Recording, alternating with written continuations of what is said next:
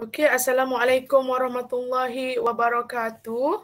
So, as for today, we are going to proceed with our lesson of PAD 350 course. Okay, so for today, we are going to learn about the model of sustainable development. I hope all of you can view the slide. Can you view the slide, class? Yes, madam. Alright. Okay, in this topic, you are going to learn three models. The first one is the early community development model. And then the second one is popular sustainability model. And the third one is ideal scientific model. Okay. Okay, at the end of this topic, when you have learned all of these three models, you should be able to understand the model of these three models as I mentioned before. Okay.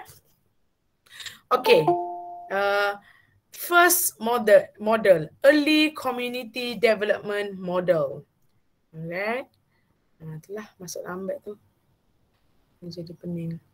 Okay, early community development model. Okay, so maksud dia pun adalah bagaimana mula-mula masyarakat tu berkembang. Okay, community development can be defined as a process where community members come together to take collective action and generate solution to common problems. So, they live together, mereka tinggal bersama-sama, and then bila mereka menghadapi masalah, yang di mana semua orang menghadapi masalah tu, satu community tu, mereka akan bersama-sama mengambil tindakan untuk menyelesaikan masalah yang mereka hadapi itu. Okay, itu maksudnya community development. So, when they are able to solve the problem, that is when they develop. Itu bagi community development. So maknanya dia tidak berseorangan dan mereka develop bersama-sama. That's why kita panggil sebagai community development. Okay. Community development seeks to empower individual and groups of people with the skill they need to affect change within their communities. So, ianya community development ni berhasrat untuk memperkasakan seseorang individu ataupun sesuatu kumpulan ataupun golongan dengan skill-skill, okay, kemahiran yang ada yang diperlukan supaya dapat membawa perubahan dalam masyarakat. So, of course lah 50 tahun yang lalu masyarakat kita tak sama dengan yang sekarang, betul tak? So, why kita berubah, why kita semakin maju? Because we have the skills, okay? These skills are often created through the formation of social groups working for a common agenda. Okay, skill-skill ini biasanya terbina apabila mereka bekerja bersama-sama untuk selesaikan agenda yang sama. Contohnya nak mengurangkan kemiskinan, untuk meningkatkan sistem pendidikan dan mencari sumber-sumber baru. So, of course mereka akan develop, mereka akan memperolehi skill baru. So, siapa yang mendapat benefit tu iaitu the community itself. Okay. Okay, early community development model. So, kita pergi kepada model pembangunan masyarakat awal. Okay. In order to explain the change happen in the community development, Bone 1998 developed a 5 stages model to compare changes in the population structure based on resources and activities for single industry. Okay. Untuk menerangkan bagaimana berlakunya perubahan ataupun pembangunan dalam satu komuniti, Bone pada tahun 1998 telah membina satu model yang ada 5 stage, okay, untuk memberi orang kata gambaran jelas macam mana perubahan itu berlaku dalam satu populasi berdasarkan kepada sumber dan aktiviti yang ada kat tempat tu. So kalau kamu tengok kat sini ada 5 phase, okay. The first one is uninhabited site, maknanya tapak yang tak diduduki. Kebayangkan tanah yang tak ada orang, apa lagi? Tanah yang tak ada orang, and then orang tu tak tahu, tak ada benda lagi kan, tak ada kerjaan lagi, tak dikerjakan lagi. Yang kedua, phase yang kedua adalah sharp increase in population size. Meningkatnya, tiba-tiba ramai pula orang duduk situ. Mula daripada uninhabited site, tempat yang tak diduduki tu, tiba-tiba jadi orang kata ramai pula Maknanya tiba-tiba pertumbuhan populasi yang mendadak. Okay. Yang ketiga, population size stable. Jadi boleh tengok situ, size populasi itu stable. Maknanya cukup ramai, semua ada. Okay. Tiba-tiba phase yang keempat pula, sharp decrease in population size. Okay. Tiba-tiba menurun pula orang yang duduk situ. Maknanya orang keluar pula daripada situ. Dan yang kelima, population size return to zero. Tiba-tiba tak ada orang lagi. Dia kembali kepada macam fasa 1 tadi. Tiada orang yang tinggal kat situ. So ada 5. Okay, ada 5 fasa. Okay. Alright. Ya Allah. Manalah slide tadi. So bila dah ada 5 fasa tu, kalau tu Medan tak suka sangat bila masuk lambat. Jadi Medan kena approve. Kalau kamu masuk je tak apa. Guna email UiTM. Alright. Uninhabited site. Okay. Tapak yang tidak diduduki. Okay, apa event yang berlaku pada fasa yang pertama ni adalah company announces plans to build a resource town. Okay, maknanya kita kata kita nak bina tempat kat sini yang ada ekonomi dan penduduk berduduk kat sini untuk mencari rezeki lah. Contohnya apabila macam kerajaan kita lah buka tanah untuk tanah Felda. So of course lah, okay, kerajaan orang kata mewawarkan lah, cakap siapa yang nak jadi peneroka Felda, macam tu kan.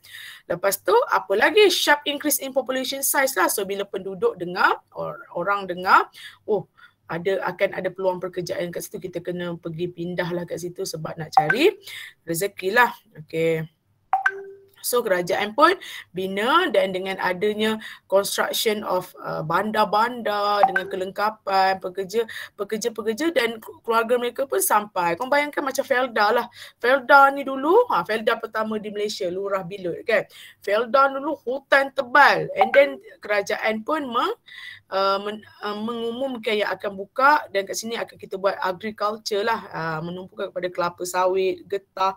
So bila dengar macam tu, kerajaan pun rakyat pun berminat dan migrate ke sini. Kalau kamu tengok dekat Felda ni, walaupun kat Pahang kat apa, di dalam tu berbagai-bagai, daripada negeri Kedah, daripada negeri Terengganu, daripada mana-mana lah sebab nak jadi peneroka kat situ. Okay.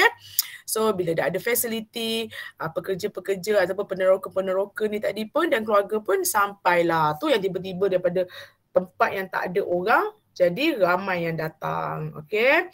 Yang ketiga, population size stable. So akhirnya production reaches its peak. Okay, maknanya pengeluaran sumber pun sampai ke kemuncaknya. Okay, maknanya pengeluaran sawit yang yang banyak. So ada income and demand for additional workers ceases. Okay, so maknanya pekerja pun dah cukup ramai. Okay, so okay lah, happy lah duduk situ kan.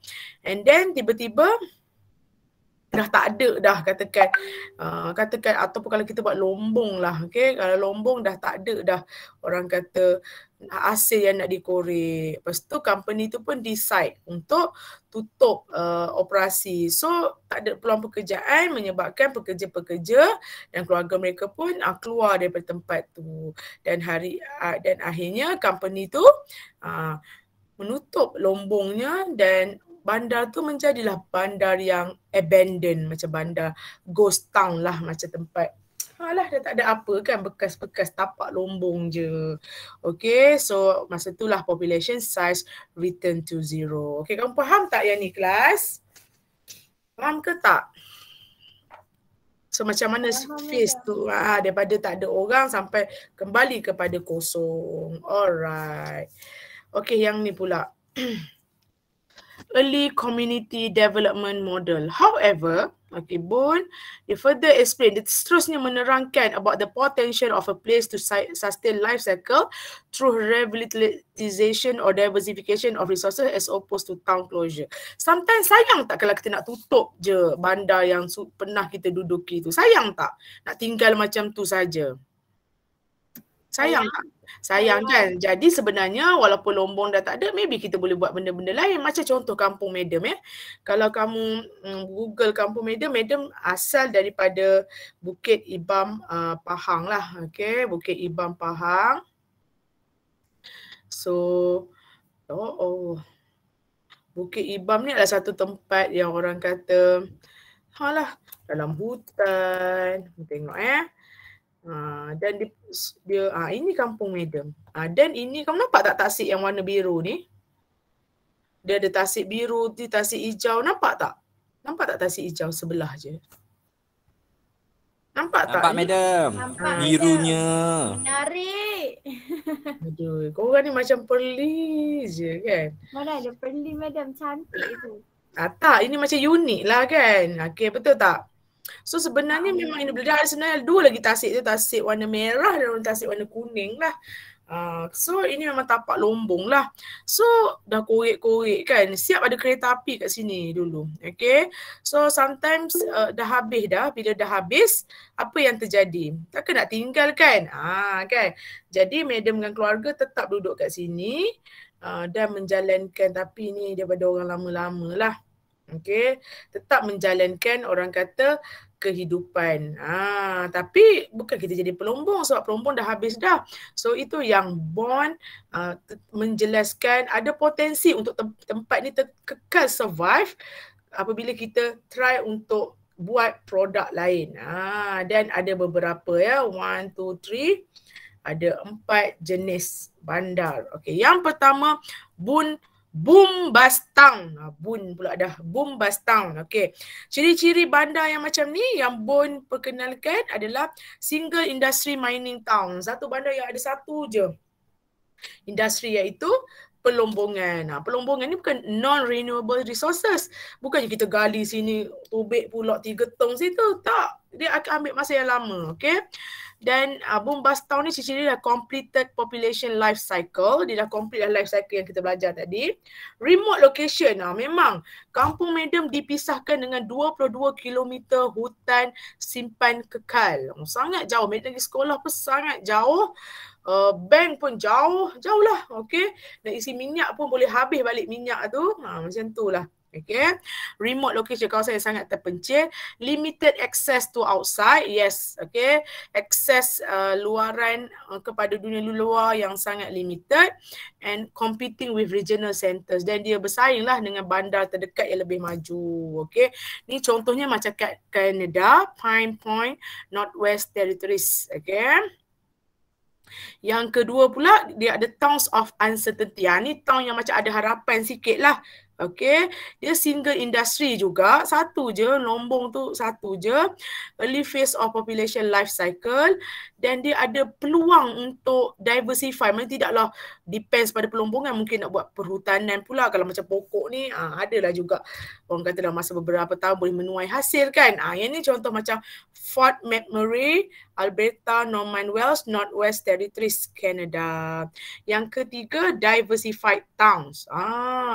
Yang ni pula dia cerdik, dia bagus. Dia dah habis ni, dia buat pula bisnes lain. Okay, contohnya macam tadi kan, kawasan pelombongan tu ditukar kepada kawasan pelancongan pula. Okay, contohnya Yellowknife, Northwest Territories, Canada. Kampung Madam ada 2, terkenal lah dulu. Pertama sekali pelombongan. Lepas tu habis dah Lombong, ada kuari lah, biji timah lah. Dan kamu tahu tak kenapa air dekat tasik tadi berbeza? Sebab apa? Kamu rasa kenapa berbeza? Bayang-bayang awan, bayang-bayang langit. Kenapa? Mina tanya kamu, kenapa air kat situ warna lain? Tak adanya kita nak warna. Kenapa? Bukan cakap bauxit. Betul. Dia dipengaruhi oleh orang kata sumber mineral. Kalau warna biru, ada mineral dia. Kalau warna hijau, ada mineral. Memang tasik merah pun ada dan tasik kuning pun ada. Sebab mineral tu membawa warna kepada dia. So kalau kita betul-betul pandai, kita boleh, okay, dah habis kan. Orang kata mineral tu, kita boleh buat tempat pelancongan. Menarik tu, betul tak? Orang pula suka bergambar. Dan yang seterusnya, sustainable town based on production of renewable resources. So yang ni sangat bagus. Okay. Dia depends pada production orang kata sumber-sumber yang boleh diperbarui. Contohnya hasil hutan. Memang kat Kampung Madam, orang asal kat sana memang sangat pandai mencari hasil hutan. Dan kamu tahu tak macam pokok langsuyar tu kan. Pokok-pokok tu sangat dari segi landscape Sangat berharga tinggi lah. Even dia jual apa lagi? Kancil. Nak beli tak? Nak beli tak? Dia orang kata. Besar kucing je. Betul sembelih makan kancil. Kesian pula kancil. Sangat cute ya. Okay. Dan banyak sangat hasil hutan dalam tu. Okay. Then ability to avoid short life cycle of mining town. So dia macam so tidaklah macam jadi pupus je bandar tu macam bombast town tu. Sebab dia pandai nak survive. So ini kita bagi sebagai sustainable towns. Okay. Ini macam dekat Mackenzie, British Columbia di Canada. Okay. Okay, ini bombast town macam Media cakap tadi. Okay. Contohnya adalah seperti Pine Northwest. Okay, tempat ni habis je dia gali dah, dia tak pergi dah.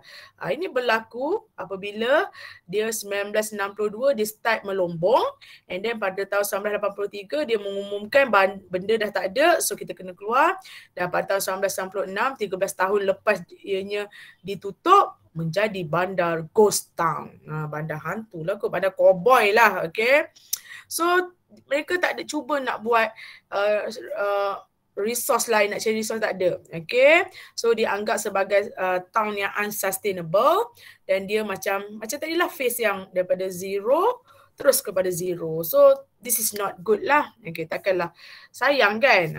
Facility dah ada, why not dia buat tempat pelancongan ke? Tak ada. Alright.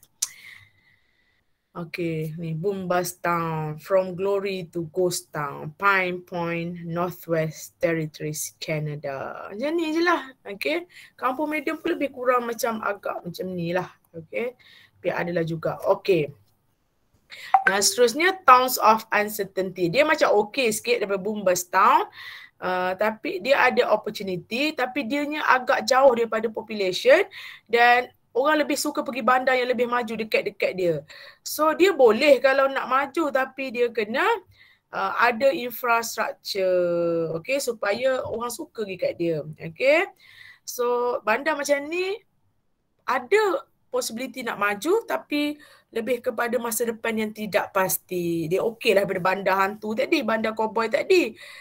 Tapi belum juga cukup lagi. Okay. Yang seterusnya towns of uncertainty. Tak ada yang sama jugalah. Okay, pada tahun 2015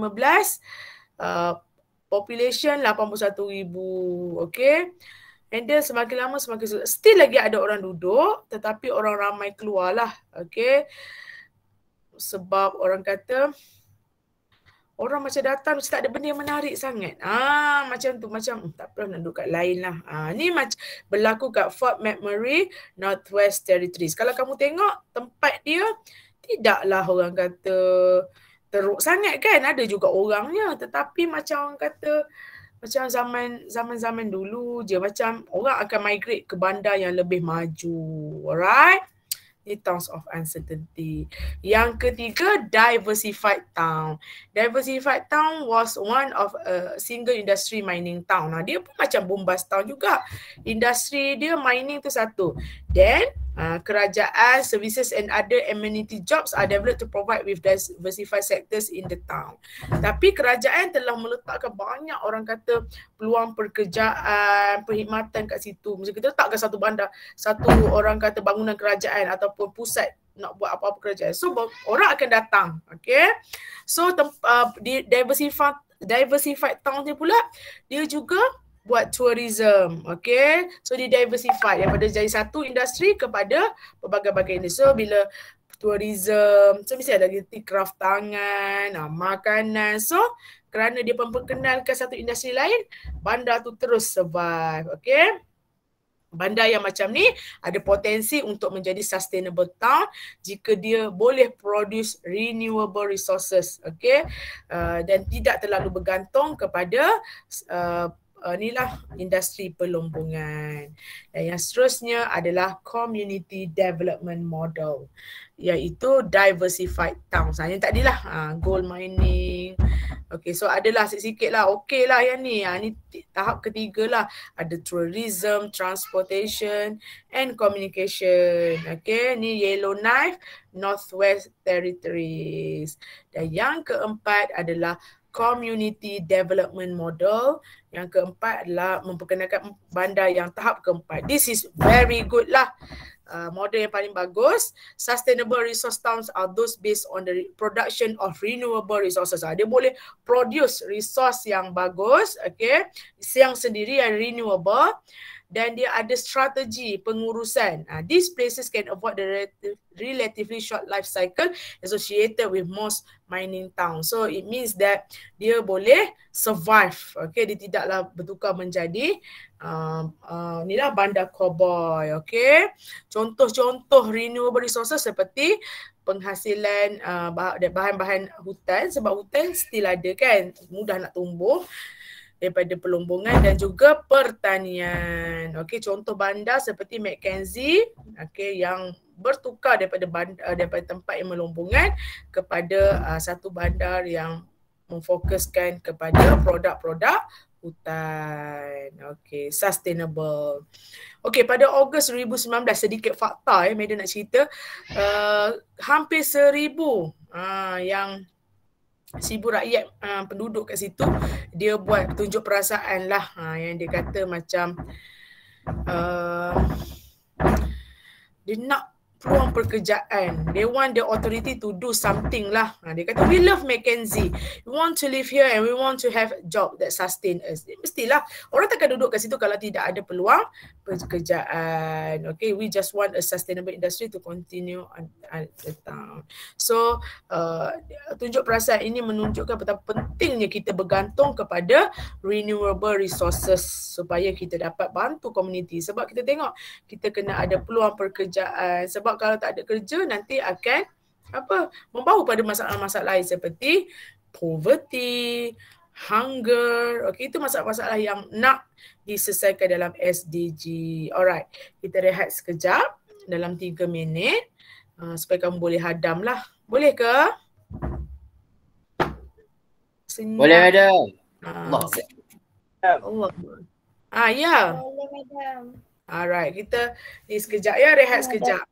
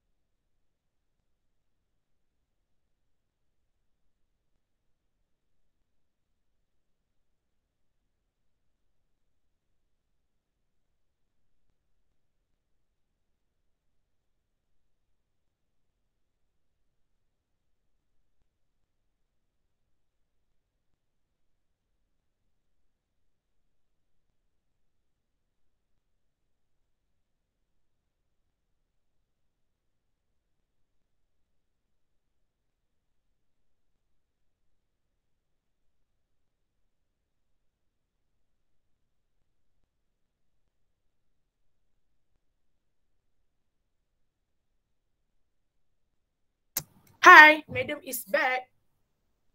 Hi, Madam. Hai Madam. Itulah sekarang ni esok anak Madam tadi Madam pagi buta dah pergi hantar anak Madam. Lepas tu kenapa sekolah macam tak ada orang je, rupanya punyalah semangat Madam nak meletakkan anak kat sekolah. Bukan cuti kau Madam. Esok rupanya main lagi. Bangun sekolah. Wah, punya lamaknya untuk menghantar anak ke sekolah je kan. Yalah kau bayangkan 6 bulan dah tak. Tengok tu. Ketuk dah pintu. Nantilah. Ambil tak nak, Mama tak nak telefon Mama, ambil lah. Ya ada je. Assalamualaikum lah, Waalaikumsalam lah. Okay. Alright. Ni siapa ni chatting Madam ni? Kasfi makan dah ke? Alah, masa ni lah nak bermesra-mesranya kan. Kita sambung lagi sebab nak pukul 3 dah ni. Okay. Alright. Kita lagi berapa slide lagi? Okay, so habislah tadi community development model. Macam tu lah. Ada kalau kita ni tak boleh survive, tak boleh nak fikir resource lain, kita akan jadi macam bandar cowboy tu. Tapi kalau kita boleh fikir benda lain boleh buat, macam tu juga dengan manusia Madam rasa kan. Macam suami Madam, dulu cikgu tuition, suami dia UM graduate. But then dah COVID, nak buat tuition pun tak boleh kan. So carilah kerja lain, jual ikan. Tak apalah, bangun pukul 4 pagi setiap hari. Cari ikan dengan penat, dengan apa, asalkan boleh hidup. Kita pun kena macam tu lah, kena sentiasa fikir macam mana nak sustain dan survive. Alright? Okay, model yang kedua, Popular Sustainability Model. Popular Sustainability Model ni dia ada 3. Okay, dia akan ceritakan tentang 3 pilar yang memegangnya, iaitu ekonomi, environmental and social ataupun culture lah. So dalam model Popular Sustainability Model ni, okay, yang tadi face dengan beberapa jenis bandar kan, ada 3 pula. Okay, 3 jenis yang dikategorikan sebagai Popular Sustainability Model. Yang pertama, Three-Legged Stool Model. Yang kedua, Three Overlapping Circles Model. Dan yang ketiga, Three Nested Dependencies Model. Okay, kita tengok satu persatu. 3 bangku 3 kaki, model bangku 3 kaki. Kalau kita tengok kat sini, ada 3 kaki yang sama panjang, sama besar, iaitu social, environment dan ekonomi yang memegang, okay, sustainability. Kalau kamu tengok gambar ni, kamu pasti faham. Kalau 3 ni tak ada, okay, ianya bermaksud tak adalah sustainability, okay. So, 3 bangku 3 kaki ni memberi gambaran yang this 3 dimension adalah diperlukan supaya kita dapat menikmati kualiti kehidupan yang tinggi lah, okay. The society is unstable if one of the dimension is weak. So maknanya masyarakat kita ni tidak akan hidup dengan stabil jika salah satu daripada kaki ni, okay, daripada tonggak ni lemah, okay. So the downside of this metaphor is that economic, environmental and social look separate and equal. Kalau kamu tengok betul-betul, dia nampak sama panjang, sama besar dan separate. Social, alam sekitar dan juga ekonomi. So duit pun sama penting dengan social dan environment pun sama penting. Tidak ada yang macam terlebih terkurang. Itu maksudnya. Okay. Kita tengok pula yang kedua. Okay, model yang kedua iaitu Three Overlapping Circles. Kalau tadi kaki, yang ni bulatan pula yang saling overlap ataupun bertindan. Okay. The overlapping circle model of sustainability acknowledge the intersection of economic, environmental and social factors. Depending on our mindset, we resize the circle to show that one factor is more dominant than the other two. Okay, kalau kamu tengok, dia saling lah. Okay, dia boleh bergerak-gerak. Kalau tadi sesama banyak, yang ni tak apa. Mungkin social tu lagi banyak ke, environment tu lagi banyak ke, ekonomi tu lagi banyaknya. Tapi yang tengah-tengah tu kita akan jumpa satu titik pertemuan yang kita panggil sebagai sustainable. Okay, nampak tu? Sustainability lives here. Okay. Dan yang ketiga, Three Nested Dependencies Model. Sarang pula yang saling bergantung antara satu sama lain. Dalam. Kejut Madam. Dah tercabut. Okay. Lampu kesayangan madam. Allahu Akbar. Janganlah jatuh lagi. Okay. Three-nested dependency model. The three-nested dependency model reflects the codependent reality. Okay, mereka saling bergantung. It shows that human society is a wholly owned subsidiary of the environment and economy dependent on society and society dependent on environment. Kalau kamu tengok kat sini, bulatan mana yang paling besar sekali? Environment. Ini membawa maksud yang kita ni masyarakat berada dalam environment. So nak tak nak kita boleh lari dah. Dan bila masyarakat dalam environment, barulah dia boleh buat ekonomi. Dan ekonomi tak akan ada tanpa masyarakat. Betul juga kan? So ini adalah 3 model. Okay, yang diperkenalkan. So antara 3 ni mana yang kamu rasa paling boleh menggambarkan sustainability? Yang mana? Yang 3 tu ke? 3 kaki tadi ke, ataupun yang saling bertindan ke, ataupun yang macam ni? Yang mana? Yang mana kelas? Yang macam 3 kaki. Alright, okay. So dan yang last sekali adalah ideal scientific model. Okay, ideal scientific model ni menerangkan yang model tu dia represent real world system yang actual berlaku, yang ada karakteristik berikut, iaitu pertama, provide a simplified representation of that reality. Dia menggambarkan betul-betul reality. Okay, sometimes kadang-kadang kita nak terlalu sangat menjaga pokok, tapi kita perlukan pokok, kena tebang juga hutan nak hidup, betul tak? Represent what is considered to be essential to this reality. Dia mewakili apa yang orang kata diperlukan untuk hidup. Okay, be testable, boleh diuji, become the object of study under the scientific approach, be conceptual, okay, allow the possibility of measurement and calculation, boleh dikira, boleh diukur lah, okay, allow explanation of the reality, be a fictive assumed representation of the reality, represent the functioning of the real world system. Okay, so maknanya orang kata dia nak yang ideal, yang betul-betul terjadi. Sometimes we can come out dengan something yang sampai ke langit. Cakap langit pun boleh retak kan. Bercakap kereta boleh terbang, bercakap macam-macam lah. But then, is it real? Itu yang model ni. Dia nak scientific, real, logik untuk berlaku. Okay. According to ideal scientific model, the oversimplified models will never represent real ecosystem. Kita terlampau simplify pun tidak boleh nak menggambarkan ekosistem yang sebenarnya. So maknanya kerjasama antara pakar ekologi, ekonomi, conservation biologists and many other economic, social and landscape discipline is a must to construct model that able to derive sustainable solution. So kita tidak boleh, okay, kalau kita tanya pada orang yang pro environment, of course ada suruh jaga hutan. Kalau kita tanya orang yang pro kepada ekonomi, of course ada kata ekonomi penting. Dan bila kita tanya pada orang yang pro kehidupan manusia, social, orang kata sociologist, mesti dia akan pro pada manusia lah yang paling penting kan. Tapi tak boleh, kita kena ambil kerjasama daripada orang yang pakar daripada ketiga-tiga bidang, barulah boleh buat satu solution yang betul-betul sustainable. Sebab tu mereka tekankan sentiasa sustainable ni is not about environment je, tapi pasal manusia pun dia, ekonomi pun dia. Sebab ketiga-tiga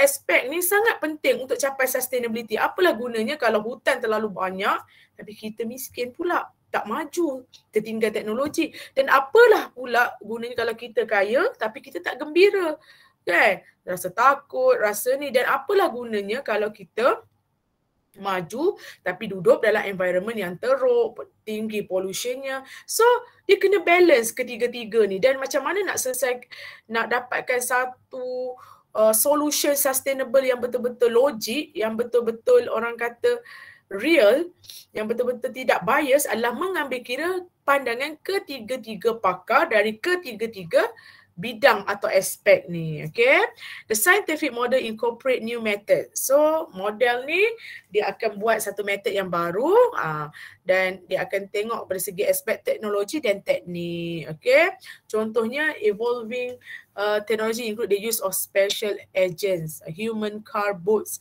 remote sensing, using airplane or satellite to gather information, geographical information system (GIS) ni for gathering information about events on Earth, and statistical modeling tools, experimentation and so on. Lebih kepada menggunakan sains lah.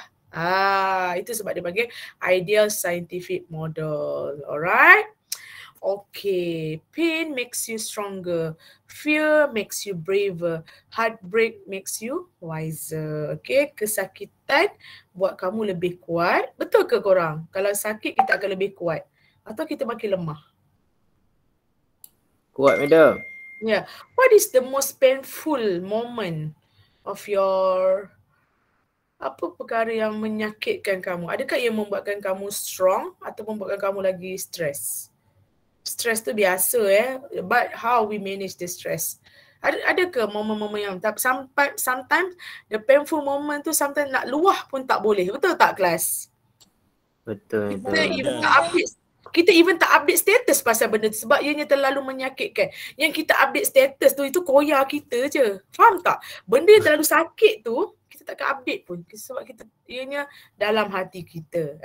Fear makes you braver. Takut kita anda rasa ada hantu. Itu siapa tu yang duduk college tu? Kan? Maknanya kamu je pula jadi hantu. Maknanya kamu lagi berani kejar semua hantu kat college. Madam ni orang baru duduk college 3 hari cakap pasal hantu pula. Terus balik kan. Dan heartbreak makes you wiser. Oh, heartbreak ya. Jangan kata perpisahan percintaan je. Kadang-kadang hati kita terluka. Betul tak? Dan lepas tu kita pun lagi cerdik dan kita bertindak lebih bijak. Sebab takkanlah kita nak orang kata dipatuk ular yang sama. Amboi madam kau main bermadah. Betul tak? But this is the words and I hope all of you understand and enjoy our lesson today. Okay? Habislah kelas kita. Madam doakan semua gembira. Semua bahagia walaupun dalam kepenatan yang nyata. Alright? Okay ke semua? Okay, madam. Okay, madam. Azim. Okay, madam. Azim, hari tu mari kelas ke tak mari hari tu? Azim, kolej memang berhantu pula dah. Allah, tak payahlah. Dulu madam ingat kawan-kawan madam. Azim, kawan-kawan madam berialah kelas berhantulah, sekolah berhantulah. Semuanya hantu kita ni kan. Kalau hantu tengok hantu takut. Okay. So madam tengok balik kelas 5A ni, madam verify balik lah kot. Sebab Ain, Azim datang ke hari tu Azim? Ya. Masa week yang minggu lepas tu mari dah.